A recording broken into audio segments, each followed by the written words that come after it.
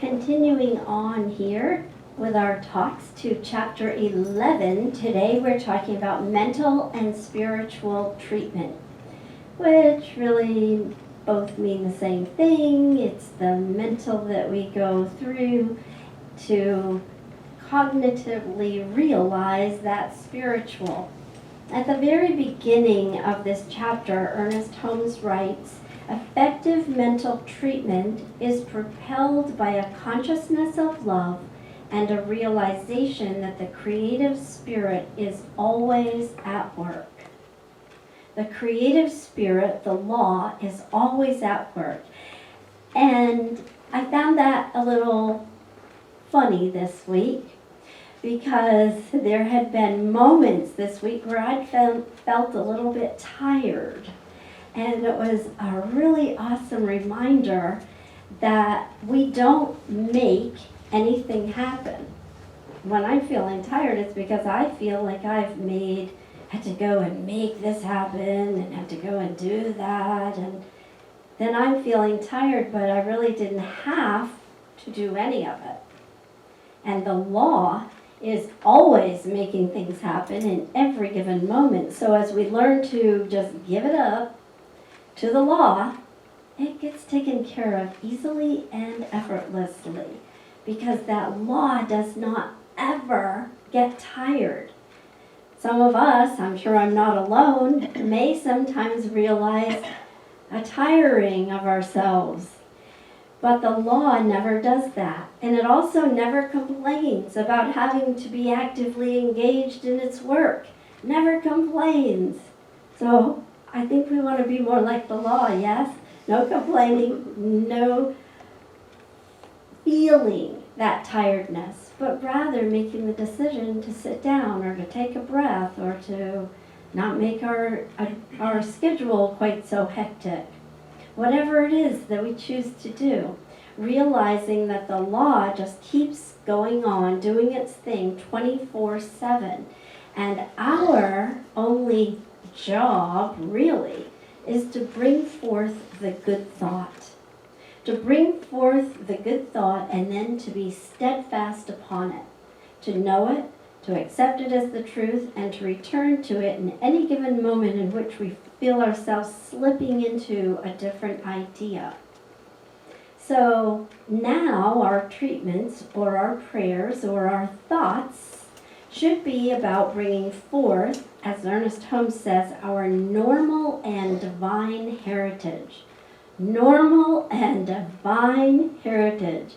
Ooh, sometimes in those moments that we have slipped, don't we forget who we really are? Because we would not claim those things. Oh, I don't know how to do this. Oh, I'm not good at this. We would not claim those things if we knew who we really are. God would never say that. Love would never say that. And the law would absolutely never say, I can't do this. So Ernest Holmes also gives us some ideas for what these normal and divine heritages are that we have already been given, and all we need to do is accept and feel and know and trust and have faith in. He talks specifically in this chapter about health, happiness, peace, and abundance. Health, happiness, peace, and abundance. Each is and always will be. And it really is that simple. Each of these magnificent ideas of life flow eternally. They always have and they always will, because they are eternal truths. We may come and go.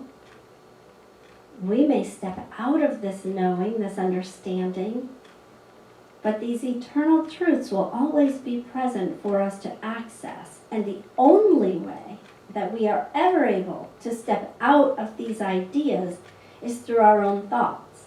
When we catch our thoughts slipping, we want to get back in gear and align with our normal and divine heritage and not let anyone say to us, what's normal? Well, you decide for yourself, honey, because I'm deciding for myself. What is normal? What is normal for spirit? Well, health, happiness, peace, and abundance. Those are normal to experience.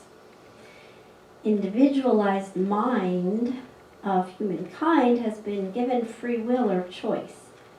So we get to step out of those ideas if we choose to. When we engage in treatment, we must not allow the opposite condition, the one that we don't want, what I'm calling those times, to be part of our thinking. We must stay laser focused on the good that we desire. And the universal whole is already perfect. And so when we treat, we simply are cleaning up our mental home. We are cleaning up our own thoughts when we treat. Treatment is all about our own consciousness.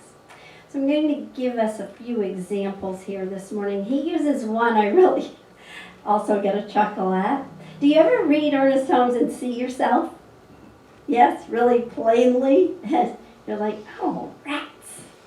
Well, he's talking about treating for insomnia and in the book, and he's talking about the story where he always has John and Mary. So one of them is in Los Angeles and one of them's in New York, and the one in New York is asking for treatment and for insomnia, and so the one in Los Angeles begins to treat simply by saying, if it's John treating, he says, Mary is peace, Mary is peace, and knows that over and over and over until fully believing it, accepting it, knowing its reality within his own mind.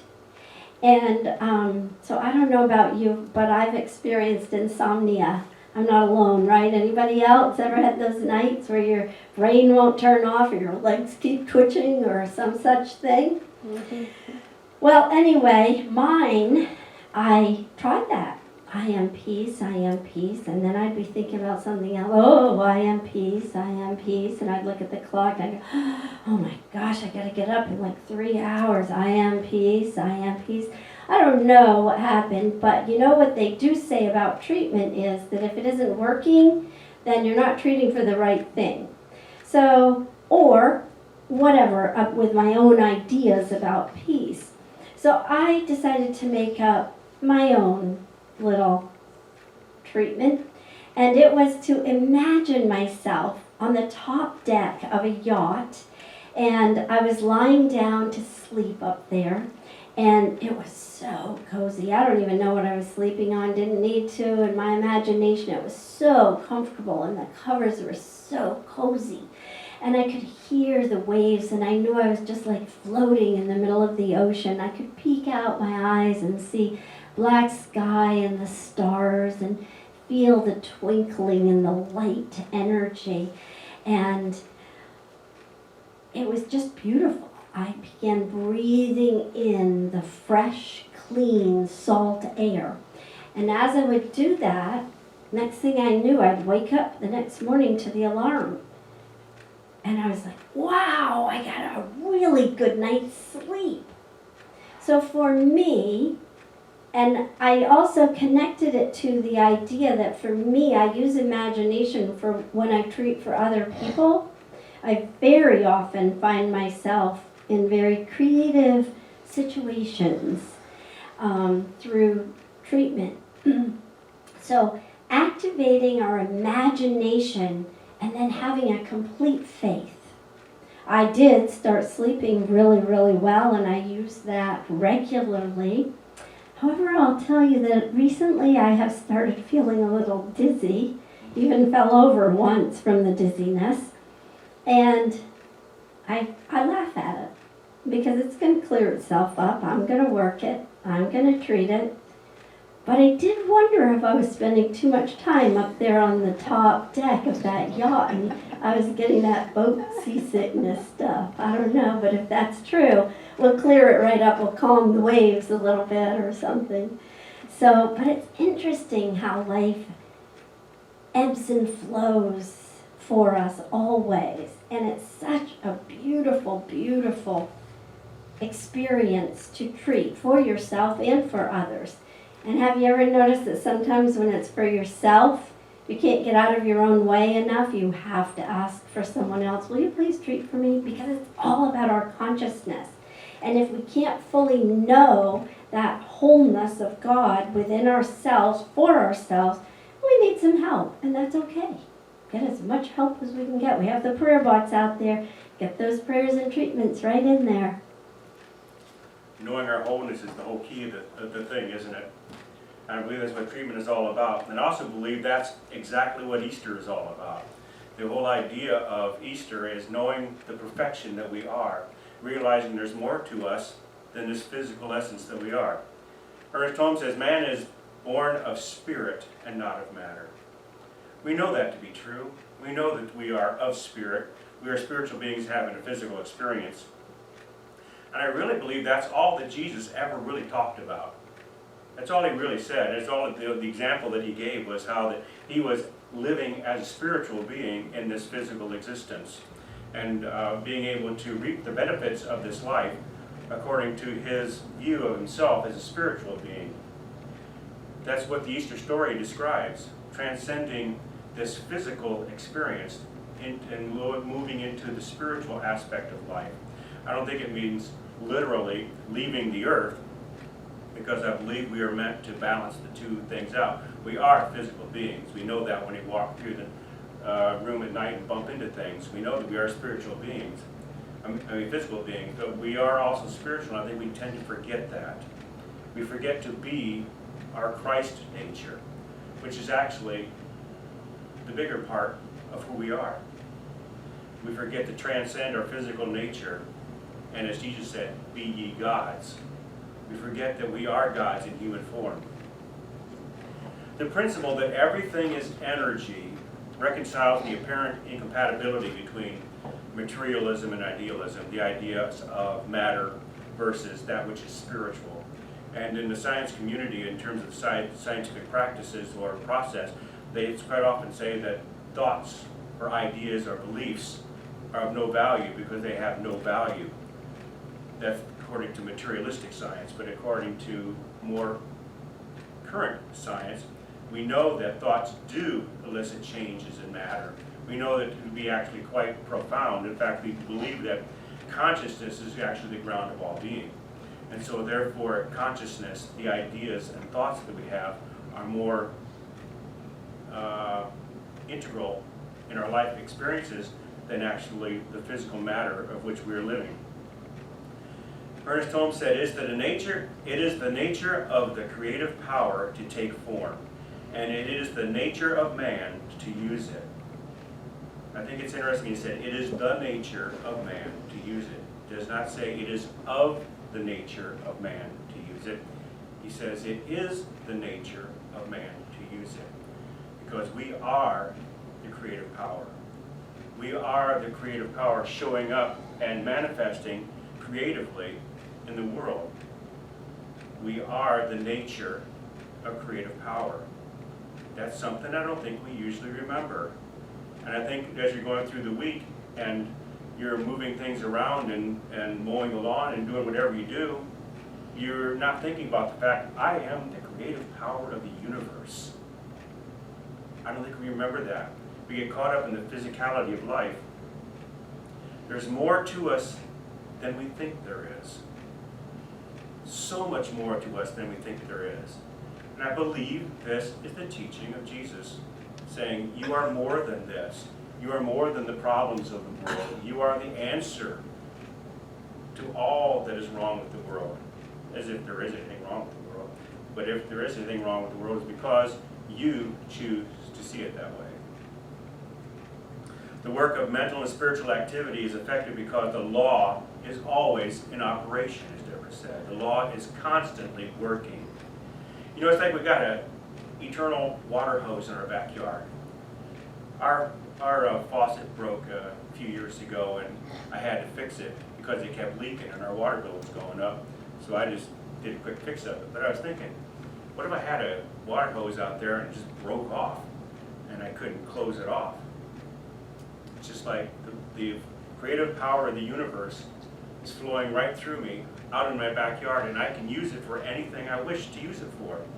I don't have to woe the fact that the power bill is going up because it's creative energy from the universe, so it's just flowing straight on through. There is no meter. just flowing through. I can use that to water my grass, or I can use it to fill my swimming pool, and then I can use it to water my neighbor's grass. I have to think of creative ways to use that constant flow of energy flowing through my life all the time. Do you ever get overwhelmed with how in the world am I going to use all this universal power, creative energy that is flowing through me? Or do you quite often think about the physicality of your life and think, well, there's just not, I can't squeeze enough to pay the bills. There is a constant flow of universal energy flowing through you at all times because you are the creative power of the universe. And you have access to it because you are it. Holmes says man's life is rooted in the universal and the eternal, which life is none other than the life of God. The healing process, insofar as we can term it as a process, is in becoming conscious of this eternal truth. It is there whether we think about it or not. It is not really a process, except that we think of it as a process. There's nothing we have to go through. We don't have to work the process, as Deborah said. It just happens.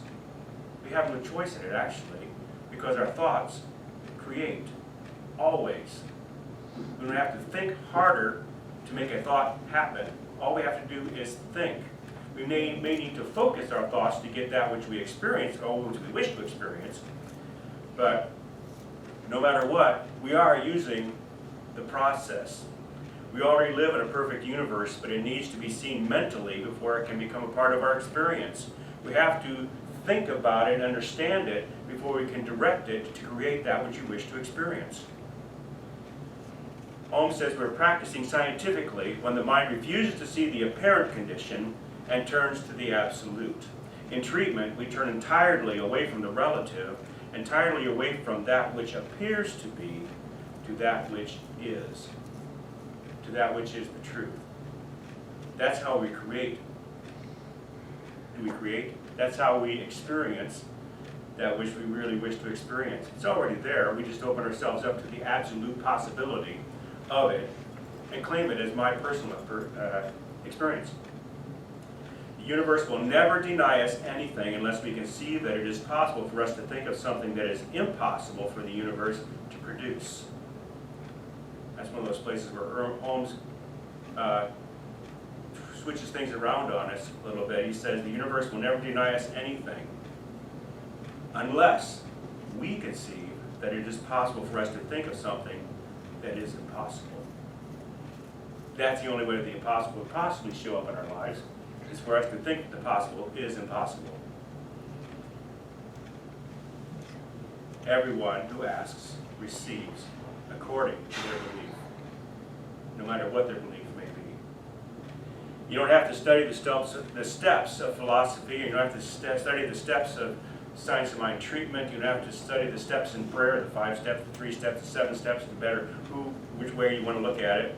You don't have to study those steps. You don't really have to go to class to understand the philosophy of it. All you have to do is condition your mind to think a certain way, and that will produce a certain outcome in your life according to how you think. It's really that simple. We are part of the eternal flow of the universe at all times. We don't always remember it because we do not remember the Christ nature of who we are.